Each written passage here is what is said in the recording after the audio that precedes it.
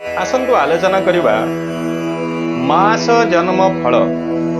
एही क्रम रे आज आषाढ़ मासरे जन्मग्रहण करिथिबा व्यक्ति विशेष मानकर कौन स्वभाव चरित्र लक्षण रहुची वैदिक ज्योतिष शास्त्र कौन कहा जाइछि आसंतु जानिबा। कपलो दिवो सूरस्क मेधावी च प्रियं वदः अति लोभी धनाढ्यश्च आषाढ़े जायते नरः।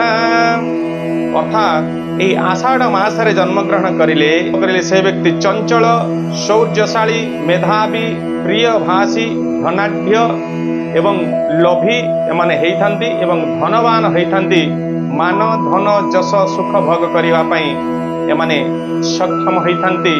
कृषि कार्य मध्य एमाने हेइथांती। तांको जीवन रे निश्चित भाव रे सब क्षेत्र रे एक सुख सौभाग्यपूर्ण जीवन माने बितेइथांती।